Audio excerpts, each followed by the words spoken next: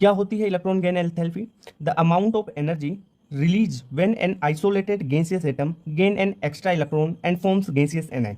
देखो, कोई भी आपके पास आइसोलेटेड गैसियस एटम है, वो कोई एक इलेक्ट्रॉन गेन करता है, ठीक है, तो वो जो एनर्जी रिलीज होगी उसे आप बोलेंगे electron gain enthalpy. Okay, clear बात। जो इलेक्ट्रॉन गेन एंथैल्पी है वो न्यूट्रल एलिमेंट्स के लिए एक्सोथर्मिक होगी, एक्सेप्ट किस किस को छोड़कर, नाइट्रोजन, बेरिलियम, मैग्नीशियम और इनर्ट गैसेस को छोड़कर electron gain enthalpy neutral elements के लिए एक्सोथर्मिक होती है। एक्सोथर्मिक का मतलब वहां पर हीट रिलीज हो रही है, एनर्जी रिलीज हो रही है, ठीक है। अगर आप बात करें इलेक्ट्रॉन गेन एंथैल्पी केटाइन की, तो केटाइन के लिए एक्सोथर्मिक होगी, यानी हीट रिलीज होगी। अरे मेरी बात सुनो, इलेक्ट्रॉन गेन एंथैल्पी क्या है भाई? जो आइसोलेटेड गैसियस एटम है उसको इलेक्ट्रॉन देना है, उसको इलेक्ट्रॉन खिलाना है, भाई केटाइन है। केटाइन को इलेक्ट्रॉन दोगे तो एनर्जी तो रिलीज होगी ना भाई, वो इलेक्ट्रॉन लेके स्टेबल हो जाएगा, ठीक है।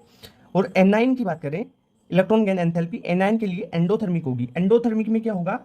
हीट अपने को देना पड़ेगा, क्योंकि देखो नेगेटिव चार्ज तो पहले से ही है एनाइन पे, और उसको इलेक्ट्रॉन और दे रहे हो भाई, नेगेटिव चार्ज और फिर वापस और नेगेटिव दे रहे हो, तो उसमें रिपल्सन नहीं होगा क्या? एनर्जी तो मांगेगा, तो उसमें एनर्जी देनी पड़ती है।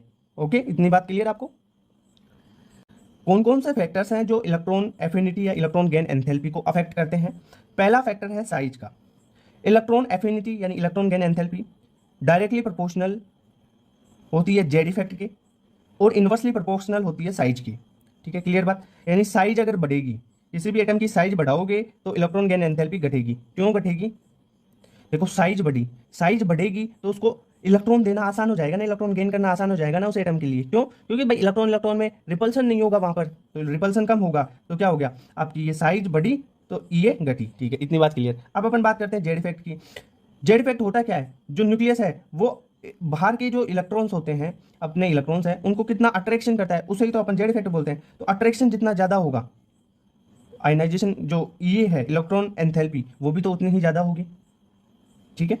और जो शिल्डिंग इफेक्ट है उसके इनवर्सली प्रोपोर्शनल होती है electron gain enthalpy. Okay, clear बात। अब अपन स्टेबल कॉन्फ़िगरेशन की बात कर लेते हैं। जिसका स्टेबल कॉन्फ़िगरेशन होगा तो उसको तो आप इलेक्ट्रॉन दोगे तो वो लेना नहीं चाहेगा, मतलब उसकी ईए कम हो जाएगी, क्लियर बात। तो स्टेबल कॉन्फ़िगरेशन है, उसकी ईए कम हो जाएगी। ओके, जैसे कार्बन और नाइट्रोजन की बात करें तो कार्बन होता है P2 और नाइट्रोजन होता है P3। तो P3 तो स्टेबल है क्योंकि हाफ फील्ड है ना, हाफ फील्ड और फुल फील्ड कॉन्फ़िगरेशन होते हैं वही स्टेबल होते हैं। तो P3 क्या है? हाफ फील्ड, तो इसका स्टेबल कॉन्फ़िगरेशन है, तो इसकी ये कम हो जाएगी, तो कार्बन की ये ज़्यादा नाइट्रोजन से। ये जो एग्जांपल यहाँ बता रहा हूँ ना, यही इंपॉर्टेंट है, यही आ सकते हैं एग्जाम में, ध्यान रखना, ठीक है। जैसे सिलिकॉन और फास्फोरस की बात करें तो फास्फोरस P3 होता है, सिलिकॉन होता है P2। अब P3 stable configuration half field है, तो इस कारण इसकी ये कम हो जाएगी और P2 की ज़्यादा, क्लियर बात। अब पेनिट्रेशन पावर की बात कर ले, पेनिट्रेशन पावर S की ज़्यादा, फिर उससे कम P की, फिर D की, फिर F की सबसे कम होती है। तो यहाँ पे देखो NS1 और NP1 की बात करें तो NS1 की ज़्यादा होगी ना, S की ज़्यादा होती है, क्लियर। तो लिथियम और बोरोन की बात करें, लिथियम की होता है S1 और बोरोन का होता है P1। तो S की ज़्यादा है कि P की पेनिट्रेशन पावर S की ज़्यादा होगी, तो जितनी ज़्यादा पेनिट्रेशन पावर ये भी उतनी ही ज़्यादा। सोडियम और एल्यूमिनियम की बात करें तो सोडियम का होता है इलेक्ट्रॉनिक कॉन्फ़िगरेशन लास्ट वाला 3s1 और एल्यूमिनियम का 3p1, तो S की ज़्यादा पेनिट्रेशन पावर और उसकी ये भी ज़्यादा होगी, तो सोडियम की ज़्यादा इलेक्ट्रॉन गेन एंथैल्पी हो जाएगी एल्यूमिनियम से, क्लियर बात। ये order of second and third period. अब देखो सेकंड पीरियड की बात करते हैं, lithium, beryllium, boron, carbon, nitrogen, oxygen, fluorine, ठीक है, वहां तक की, नियोन तक की। इसमें ट्रिक क्या याद रखनी है आपको, ये का ऑर्डर कैसे? देखो, एक चीज तो इनर्ट गैसेज है ना, उनकी ये तो जीरो होती है, तो सबसे कम तो इनर्ट गैस जैसे आर्गन, नियोन, इनकी रख दो। फिर स्टेबल कॉन्फ़िगरेशन पे आ जाओ, ये सारे फैक्टर्स जो बताए ना, साइज वगैरह, उनको लगाओगे तो आपको सबसे फाइनल ऑर्डर याद रखना है। और ऑर्डर कैसे याद रखोगे आप? जैसे नियोन, नियोन से ज्यादा बेरिलियम, फिर नाइट्रोजन की उससे ज्यादा, बोरोन की नाइट्रोजन से ज्यादा, बोरोन से ज्यादा लिथियम, लिथियम से ज्यादा कार्बन, कार्बन से ज्यादा ऑक्सीजन, ऑक्सीजन से ज्यादा फ्लोरीन, ठीक है। ये हो गया ईए का ऑर्डर। अब कैसे कैसे याद रखोगे इसको? ट्रिक है इसकी 90-90 लीटर कॉफ, ठीक है, इससे याद रख सकते हो।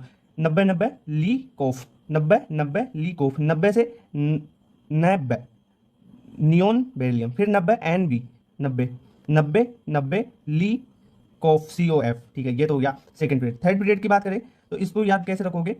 अरे माँ आलू नहीं पास्ता या पासिकल लाओ, ठीक है।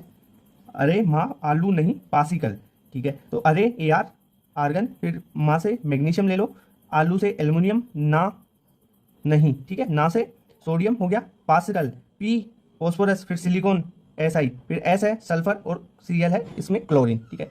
तो ये हो गया। इसमें एक चीज ध्यान रख लेना कि सिंपल चीज है कि इनर्ट गैस होते हैं ना उनकी तो ये इलेक्ट्रॉन एफिनिटी, भाई इलेक्ट्रॉन एफिनिटी क्या, इलेक्ट्रॉन को गेन करने की पावर, गेन करेगा तब जो एनर्जी होगी, तो गेन इनर्ट गैस तो इलेक्ट्रॉन को गेन ही नहीं करना चाहिए, तो उसकी ये क्या हो जाएगी, जीरो हो जाएगी। तो ठीक है, ये ऑर्डर सेकंड और थर्ड पीरियड का पता चल गया आपको।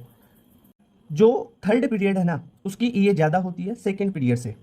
कैसे, उसका कारण भी बताऊंगा। पहले देख लो, सेकेंड पीरियड है beryllium, boron, boron, carbon, nitrogen, oxygen, fluorine वाला। ठीक है, थर्ड पीरियड में आप ले लो aluminium, silicon, phosphorus, sulphur, chlorine. ठीक है, जो जनरल क्या होना चाहिए, साइज बढ़ेगी तो ये कम होनी चाहिए, पर यहाँ पे तो एल्यूमिनियम की ये ज़्यादा हो गई। ठीक है, बोरोन से। भाई जनरल क्या बात बोली अपन ने कि साइज बढ़ेगी तो ये घटेगी, तो साइज एल्यूमिनियम की ज़्यादा है तो ये तो कम होनी चाहिए, पर इसकी ये ज़्यादा हो गई। क्यों, इसका कारण बताता हूँ। देखो, जो सेकंड पीरियड है, मान लो फ्लोरीन ले लेते हैं सेकंड पीरियड में, उसका इलेक्ट्रॉनिक कॉन्फिगरेशन 2s2 2p5 है। जो फ्लोरीन है सेकंड पीरियड वाले हैं ऊपर वाले, उनकी साइज क्या है, कम है, और उनकी सरफेस डेंसिटी ज़्यादा है। ठीक है, तो more repulsion for upcoming electron, तो रिपल्सन ज़्यादा होगा तो न्यू जो इलेक्ट्रॉन आएगा उसके लिए अट्रैक्शन क्या होगा, कम होगा, और अट्रैक्शन ही कम होगा तो ये तो क्या होती है, ये होती है कि जो इलेक्ट्रॉन है उसको गेन करना है अपने को, तो गेन नहीं कर पाओगे क्योंकि लेस अट्रैक्शन होगा, गेन के लिए एनर्जी कम चाहिए हो, एनर्जी कम होगी। ठीक है, तो ये लेस हो जाएगी। ओके, थर्ड पीरियड में देखो क्लोरीन की बात कर ले, 3s2 3p5, इसकी साइज लार्ज है, साइज ज़्यादा है। ठीक है, इसकी सरफेस डेंसिटी कम होगी, सरफेस डेंसिटी कम है तो less repulsion for upcoming electron. अगर रिपल्सन कम है तो अट्रैक्शन ज़्यादा होगा न्यू इलेक्ट्रॉन के लिए। अट्रैक्शन अगर न्यू इलेक्ट्रॉन की ज़्यादा है यानी इलेक्ट्रॉन को वो अपनी ओर खींचना चाह रहा है, तो उसकी ये क्या होती है, इलेक्ट्रॉन को अपनी ओर खींचना ही तो है। ये में इलेक्ट्रॉन एफिनिटी है, इलेक्ट्रॉन को गेन करना है, तो ये इसकी ज़्यादा हो जाएगी। तो थर्ड पीरियड की ये ज़्यादा होती है सेकंड से। ये इंपॉर्टेंट है, क्वेश्चन आ सकता है भाई, इसको याद कर लेना। ये अगर एक्सप्लेनेशन याद नहीं होती कोई बात नहीं है, आपको ये चीज़ याद कर लेना है कि ई of third period is greater than E of second period. Okay, clear, thank you. Electron affinity से संबंधित ऑर्डर और इंपॉर्टेंट बातें जो एग्जाम में सीधे आएंगी यहाँ से।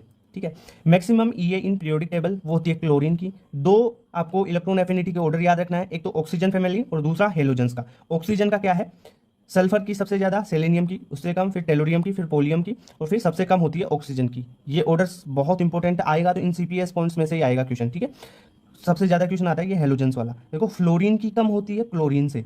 ठीक है, फ्लोरीन की ये कम होती है क्लोरीन से, बस इतना चेंज कर देना। क्लोरीन फिर फ्लोरीन फिर ब्रोमीन फिर आयोडीन। ठीक है, क्लियर बात, ये ऑर्डर याद रह जाएंगे दोनों, यहाँ से क्वेश्चन आएगा। दूसरा रिलेशन पढ़ते हैं अपन, इलेक्ट्रॉन एफिनिटी और आयनाइजेशन एनर्जी। इलेक्ट्रॉन एफिनिटी क्या होती है, इलेक्ट्रॉन को गेन करना, और आयनाइजेशन एनर्जी होती है इलेक्ट्रॉन को बाहर निकालना। तो कोई एक्स एटम है, आइसोलेटेड गैसियस एटम है एक्स, इसमें इलेक्ट्रॉन जोड़ा तो ये क्या हुआ, इसकी इलेक्ट्रॉन एफिनिटी। अगर इसमें से कोई इलेक्ट्रॉन निकाल दें तो वो आयनाइजेशन एनर्जी, जैसे एक्स माइनस गैसियस एटम है, ठीक है, आइसोलेटेड, इसमें से एक इलेक्ट्रॉन निकाल दिया, एक्स माइनस है ना, तो ये एक्स में कन्वर्ट हो जाएगा, एक इलेक्ट्रॉन निकालेंगे तो ये होती है आयनाइजेशन एनर्जी। अब अपन क्या बोल सकते हैं भाई, इस एटम के लिए देखो, एक्स एटम के लिए जो ई है, एक्स एटम के लिए जो ई है वही एक्स माइनस एटम के लिए आयनाइजेशन एनर्जी है, यानी ई ऑफ एक्स बराबर ionization energy of X minus. Clear बात, ठीक है। इनर्ट गैस की electron gain enthalpy positive, generally मेरी बात सुनो, देखो कॉन्सेप्ट भी बता दूंगा। जो ई और इलेक्ट्रॉन गेन एंथैल्पी है ना, इसमें आप जनरली इक्वेशन पूछा जाए ना तो आप साइन चेंज कर लेना, एक का पॉजिटिव एक का नेगेटिव, बस इतनी सी चीज़ कर लेना। इसमें डिफरेंस बहुत होता है, पर वो अभी आपको क्रैश कोर्स में नहीं बताऊंगा। ठीक है, क्लियर बात, इसके लिए सेपरेट वीडियो बता दूंगा, अभी तो इसको चलने दो। ठीक है, बना दूंगा सेपरेट वीडियो। दूसरा, एक जेई में क्वेश्चन पूछा हुआ था कि इनर्ट गैस की इलेक्ट्रॉन गेन एंथैल्पी पॉजिटिव होती है। ठीक है, और इनका ऑर्डर भी जनरल पूछा था कि इसमें नियोन और जिनोन रेडोन का पूछा था शायद, तो नियोन की सबसे ज़्यादा, फिर ऑर्गन और क्रिप्टॉन की बराबर होती है, फिर एक्सी, फिर आरएन, फिर हीलियम। ठीक है, तो ऐसे ऑर्डर ध्यान रखना।